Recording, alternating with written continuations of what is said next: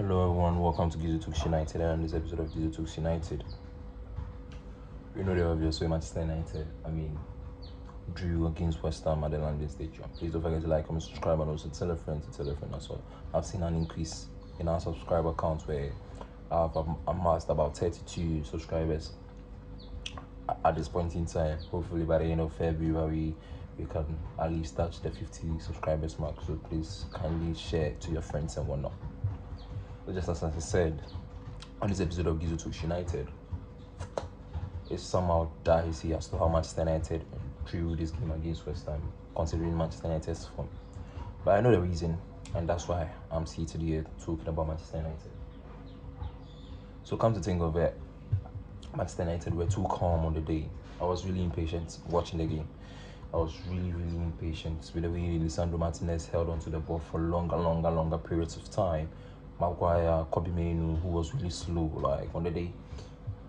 Manchester United were too calm for me. They could have at least, that's what I was saying, at least we could have hit them like without fast transitions. But then on the day, West Ham was so good defensively, where in the case they set up in the low block, it didn't give Manchester United enough space to create, especially with Bruno Fernandes and whatnot. On the day, I believe the defense did something better on the day. In midfield and attack, we lacked the creativity in those areas, and our attackers were blunt on the day. Honestly, they were blunt. Like, I couldn't see how Manchester United was going to win their game after West Ham scored, and that's the only mistake I felt the defense had made in Luke Shaw. In the first place, Amad Diallo could have done better by nicking the ball off Malik Diouf, who kicked the ball out wide for the striker to lean on to give Shausek the pass. Like, you got me. I think it's Bowen or someone like that. Amad Diallo could have prevented that. That's the little detail I spotted as to how Manchester United gave enough space for West Ham to score the first goal. From Amad Diallo to Luke Shaw, who did not defend really well. He also tried to dive in and then make the ball back. It was not possible. And in the actual situation of where the goal happened, Kobe Mainoo and Lisandro Martinez were miles off the Veerman, which made Shausek score in the end. So I was really disappointed with the way Manchester United conceded, and in my opinion, I felt that was game over for Manchester United, because from the start to the point at which Manchester United conceded, there was no sense of urgency. Like, they were way too calm on the ball, and I was really impatient. Like, I was just shaking as to how Manchester United have not tried to take advantage of the West Ham team at the moment, forgetting that they were on form as well. So, a great takeaway, just as I said, the defense was a better setup in the West Ham case, as well as in the Manchester United case. For me, if I'm to pick a man of the match, obviously Axel Disasi on the day, he was really brilliant. And Lenny Yoro as well, when he came in for Maguire, he did his absolute, gave his heart out for Manchester United. This is the Lenny Yoro we know. He gave his absolute best for the club.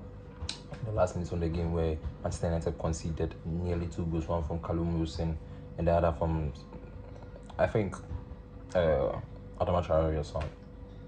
So that was really impressive with the way, it gives me hope that in case we don't have our first choice centre backs, the other ones will step up brilliantly. And this game was screaming a striker, in the sense that Bayern Bumo, Matheus Cunha don't get me wrong, they have the best holder play, but they can't be a target man up front against this West Ham team. I believe Šeško would have created a lot of chances for us to operate in the low block. In the low block areas. You get me? Šeško would have given us more space with him in the number 9 position.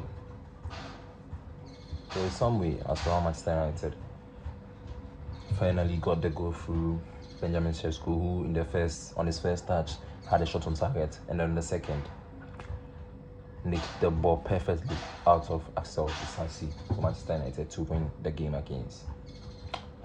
To draw the game against West Ham United, which means Manchester United are undefeated in 2026 as we talk now. And that's a good or something positive as Manchester United fan, because considering our form last year, it was really poor. I'm like a sword to the eye. Possibly this is another episode of Gizo Talks United where I basically talk about Manchester United. And specifically this was about the game against West Ham in the London Stadium. Please don't forget to like, comment, subscribe. Just as I said, the channel has grown into 32 subscribers. At the end of the month, we are hoping for at least a 50 count in subscribers, like, you get me? So hopefully you guys can push us there. Don't forget to like, comment, subscribe, and also share so that we reach the 50 subscriber count by the end of February. Don't forget, it's not just a flipping football club, it's a flipping way of life. See you on the flipping next episode.